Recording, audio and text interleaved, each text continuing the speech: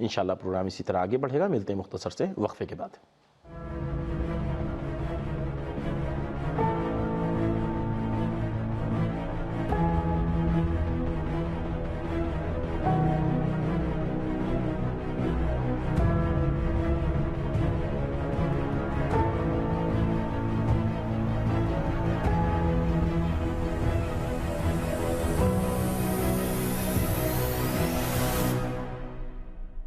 ناظرین، وقفے کے بعد پروگرام میں آپ کا خیر مقدم ہے. ہمارے ساتھ رہیں حضور نبی اکرم صلی اللہ علیہ وآلہ وسلم رحمت للعالمین. خداوند متعال نے جن کو اپنی رحمت بنا کر عالمین کے لیے بھیجا ہے، ان کی ولادت کا تذکرہ ہو رہا ہے. آپ ہمارے ساتھ رہیے. جی قبلہ، آپ واقعہ بیان کرنا چاہتے تھے کہ جو میں عرض کر رہا تھا کہ کچھ واقعے ایسے ہوئے کہ جو میں آپ کے وقفے پہ جانے سے پہلے عرض کر رہا تھا کہ حالات ایسے تھے کہ بالخصوص اللہ نے رحمت بنا کر بھیجا، اور جو اللہ کو نہیں مانتے تھے جی ان کے لیے حالات بڑے عجیب ہو گئے. آتش کدوں کا بجھ جانا، یہ ساری چیزیں، دریائے ساوا اور محبتوں کا یہ وہ سارے یہ ان کو متوجہ کرنے کے لیے ایک وہ تھا کہ ایک جو شخصیت آ رہی ہے بڑی عظیم شخصیت، تاکہ کچھ پتہ چلے. یہاں تک روایت میں موجود ہے کہ زمین پر زلزلے بھی آئے، جی کافی جگہوں کا پانی ادھر سے ادھر چلا گیا. یہ عجیب سے حالات رونما ہوئے. ایک واقعہ میں عرض کرنا چاہ رہا تھا وقفے پہ جانے سے پہلے آپ کے، اس میں یہ تھا کہ جب یہ عبادت خانوں کے حالات تبدیل ہوئے تو اس وقت کا جو یہودی عالم تھا وہ بڑا پریشان ہوا. اور حالات یہ ہوتے تھے اس زمانے میں، لوگ آپس میں بیٹھ کر دن میں باتیں کرتے تھے. ایک دفعہ یہ یہودی عالم آیا اور قریش کے کچھ لوگ آپس میں بیٹھے ہوئے باتیں کر رہے تھے. تو اس نے آ کر ان سے پوچھا، کیا کل رات کو کسی بچے کی ولادت ہوئی آپ کے ہاں؟ انہوں نے کہا نہیں، ہمارے علم میں ایسی کوئی ولادت نہیں ہے. صحیح. تو کہنے لگے کہ نہیں. اس یہودی عالم نے کہا کہ نہیں، کچھ ایسا ہوا ہے. جی بہرحال بات ہوئی اور ختم ہو گئی. جب یہ سب اپنے گھروں پر آئے، گھروں میں داخل ہوئے اور انہوں نے اپنی خواتین سے دریافت کیا کہ آخر کچھ ایسا ہوا ہے. تو خواتین نے بتایا کہ حضرت عبداللہ کے ہاں ایک بچہ ہوا ہے، ایک لڑکا ہوا ہے. روایت کے الفاظ لڑکا ہے کہ حضرت عبداللہ کے ہاں لڑکا ہوا ہے. اس کے بعد جب انہوں نے جا کر اس کو بتایا اس یہودی عالم کو کہ وہاں لڑکا ہوا ہے، تو اس نے کہا کہ میں دیکھنا چاہتا ہوں. پوچھا کیوں دیکھنا چاہتے ہو؟ کہا کہ ہماری کتابوں میں لکھا ہوا ہے کہ ایک نبی آئے گا جس کا نام احمد ہوگا، اور ہم سب کے لیے وہ بہت خطرناک ثابت ہوگا. روایت کے الفاظ ہیں کہ وہ ہم سب کو مار ڈالے گا. میں دیکھنا چاہتا ہوں آیا وہ بچہ وہی ہے یا نہیں. البتہ یہ جو ہے کہ مار ڈالے گا، قرآن تو یہ یعنی قرآن میں جو ملتا ہے وہ یہ ہے کہ وہ منتظر تھے کہ ایک نبی آئے گا، وہ آ کے ہماری مدد کرے گا. بلکہ دوسروں کو، کفار کے اوپر وہ کہتے تھے کہ تم ابھی ہمارے اوپر جو ظلم کر رہے ہو، یہ ظلم بہت جلدی ختم ہونے والا ہے، چونکہ وہ آئے گا، وہ ہماری مدد کرے گا، اور اس کی مدد سے ہم تمہارے اوپر غلبہ حاصل کر لیں گے. جی بالکل بجا فرمایا. لیکن اس میں روایت میں تھوڑا سا مختلف ہے. یعنی ہم اس روایت کو اس طرح دیکھ سکتے ہیں کہ یہ جو بات ہو رہی ہے وہ عیسائیوں کے لیے ہو رہی. عیسائیوں کا عقیدہ تھا کہ وہ آئے گا، ایک اور نبی ہوگا جس کا نام احمد ہوگا. یہود کا یہ نظریہ نہیں تھا. وہ یہ کہتے تھے کہ وہ یہودیوں کے لیے ایک مصیبت بن کر، قہر بن کر آئے گا. یعنی وہ پہلے سے جانتے تھے کہ کچھ ایسا ان کے علماء نے بتایا تھا. بہرحال جب وہ گئے، بی بی آمنہ سے بچہ لائے، دروازے پر وہ یہودی عالم آیا. اس نے بچے کو دیکھا، اور دیکھنے کے بعد جب اس کے جو ہے آپ صلی اللہ علیہ وسلم کے شان مبارک سے اس نے کپڑا ہٹایا تو وہاں ایک چھوٹا سا دل پایا، اور بعض روایتوں میں ہے کہ مہر نبوت کو دیکھا. جیسے ہی دیکھا اس کے بعد بچہ واپس کر کے وہ بے ہوش ہو گیا وہیں پر. کچھ دیر کے بعد جب وہ یہودی عالم ہوش میں آتا ہے تو اس سے پوچھتے ہیں ایسا کیا ہوا؟ کہنے لگا کہ یہ وہی بچہ ہے کہ جس کے لیے ہم سب پریشان تھے. یہ ہم سب کو ختم کرے گا. اور روایت کے الفاظ ہیں کہ قریشیوں نے کہا یہ تو ایک شہر کو بھی نہیں سنبھال پائے گا. تو بہرحال پھر وقت نے دیکھا کہ یہودیوں، اب اس سے یہ مراد بھی ہو سکتی ہے کہ مارنے سے مراد جسمانی موت نہیں ہے، مارنے سے مراد عقیدے کی موت بھی ہو سکتی ہے، ان کے مذہب کی موت بھی ہو سکتی ہے کہ جو بد عقیدے پہ چل رہے تھے، جن کا عقیدہ اللہ والا نہیں تھا، کہ اس کو ختم کر کے پھر اس کو آپ تحلیل کسی بھی طرح کر سکتے ہیں. جی بہت شکریہ، جزاک اللہ. محمد عباس کریمی صاحب، آپ سے یہ جاننا چاہیں گے جو ابھی ہمارے مہمان اشارہ کر رہے تھے، کہ آپ بھی تھوڑا بتائیے کہ کیا علماء یہود نبی اکرم صلی اللہ علیہ وآلہ وسلم کی ولادت سے متاثر ہوئے؟ ان کے اوپر کیا اثر پڑا؟ تھوڑا آپ اس پہ روشنی ڈالیے.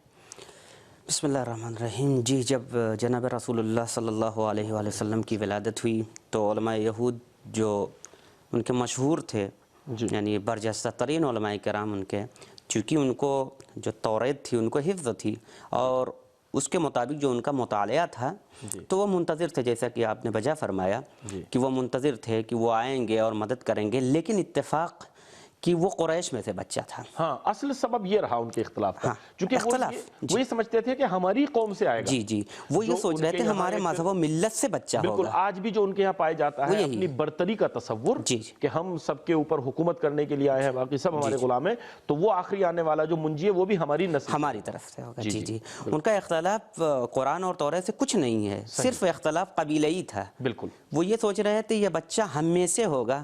تو جب دیکھا کہ یہ بچہ جو قریش سے ہے تو ان کو عداوت ہو گئی، دشمنی ہو گئی۔ یہ جو غش کھا کے جیسا کہ علی جناب مولانا نے فرمایا وہ اختلاف کا سبب یہی ہے کہ ہماری قوم میں سے نہیں ہے، اس لیے اس کو، ورنہ قرآن میں جیسا کہ اس قرآن نے بھی تائید کی ہے، توریت میں آپ کا ذکر ہے، وہ اسمہ احمد کے نام سے ان کو یاد کیا جاتا تھا۔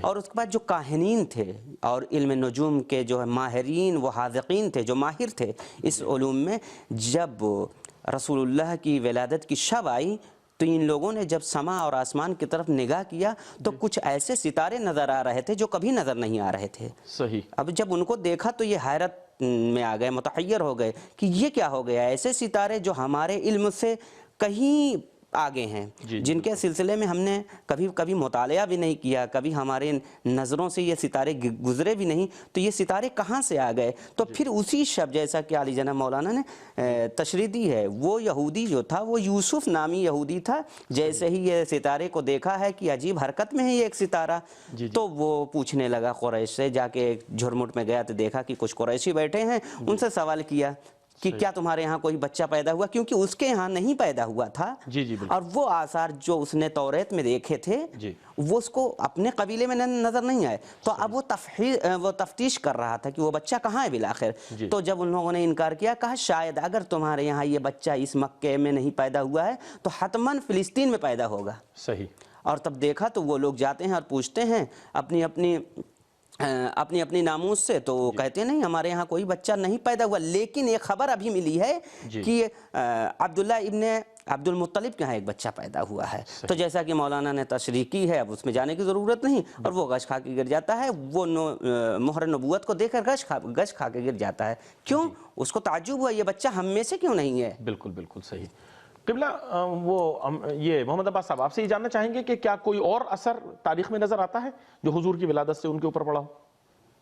اس کے سلسلے میں بہت سے واقعات ہیں، اور امتحان کے ذریعے سے بہت متعدد امتحانات رسول اللہ نے دیے، اور وہ چونکہ جب یہ جیسا کہ ہمارا موضوع بچپن اور جوانی ہے، تو جب آپ 3-4 سال کے ہوئے اور اس کے جناب حلیمہ سعدیہ کے بعد کی جو منزل ہے، تو یہودیوں نے جب دیکھا کہ یہ بچہ جو آئے گا دنیا میں اور انقلاب برپا کرے گا، ان کو معلوم تھا کہ وہ حلال و حرام کا پابند ہوگا۔ صحیح۔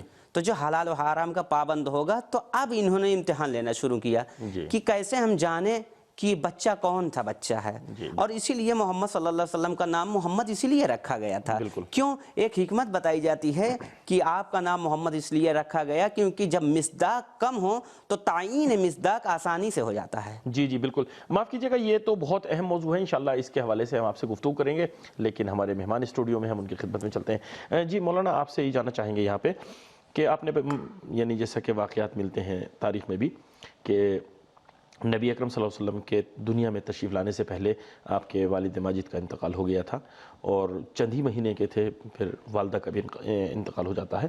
تو اس ولادت کے بعد جو حضور کا بچپن تھا، اس کا آپ اس کے اوپر روشنی ڈالیے کہ کس طریقے سے وہ گزرا۔ دیکھیے، پروردگار عالم جب کسی بھی کام کو انجام دیتا ہے اس سے پہلے ماحول بناتا ہے۔ خود انبیاء کی تاریخ یہ ہے کہ جب ہم آج کی تاریخ میں اپنے لیے کچھ دیکھتے ہیں تو گویا ایسا لگتا ہے کہ خدا نے اس زمانے میں ہمارے لیے کوئی ایسا ماحول بنایا تھا۔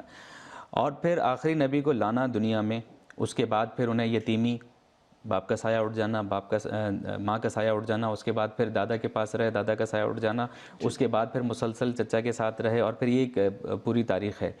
تو بچپنا جو آپ صلی اللہ علیہ وسلم کا گزرا وہ تھوڑا سا مشکل تھا، اور پھر کیونکہ ظاہر سی بات ہے اگر ہمارے ہاں اگر دیکھا جائے، اللہ نہ کرے کوئی کسی کے ماں باپ نہ ہو تو اس کی زندگی ویسے ہی عادی طور پر عام حالات میں بہت مشکل ہوتی ہے، لیکن یہاں پروردگار عالم شاید یہ ماحول بنا رہا تھا، یہ دکھا رہا تھا کہ دیکھو کہ اس کی پرورش ہم براہ راست کر رہے ہیں۔ یہ ماحول اس طرح بنایا گیا ہے کہ یہ ماں باپ کے زیر اثر یا ماحول کے زیر اثر رہنے والا بچہ نہیں ہے، کیونکہ ماں باپ ظاہر سی بات ہے پیغمبر اکرم صلی اللہ علیہ وسلم کے ماں باپ ہیں، ان کی فضیلت یقیناً ہے، لیکن اللہ تعالیٰ یقیناً یہ ثابت کر رہا تھا۔ اور اس کے علاوہ پھر دیکھیے کہ پیغمبر اکرم کو چھوٹی عمر میں ان مختلف اوقات سے گزرنا شاید ہمارے لیے بھی ایک بہت بڑا حوصلہ ہے کہ خدا نہ خواستہ کسی کے ساتھ کچھ ایسا ہوتا ہے تو ایک دل کو تسلی مل جاتی ہے کہ جب نبی کے ماں باپ نہ رہے تو پھر جن کے یہاں نہیں ہے اللہ تعالیٰ ان کو جنت میں جگہ عطا کرے، ان کے لیے ایک بڑی تسلی ہے۔ تو بچپن کا ماحول سخت تھا، لیکن نبی کیونکہ اللہ کے ساتھ مسلسل رابطے میں تھے، بالکل ظاہر ہے خدا نے انتظام کیا تھا ان کے لیے تربیت کے لیے خاص طور پہ۔ قبلہ شکریہ، اجازت دیجیے ایک وقفہ لیتے ہیں یہاں پر۔ ناظرین، ہماری گفتگو چل رہی ہے نبی اکرم صلی اللہ علیہ وآلہ وسلم کی ولادت اور ان کے بچپن کے حالات کے حوالے سے، اسی طرح پروگرام آگے چلے گا، لیکن ملتے ہیں مختصر سے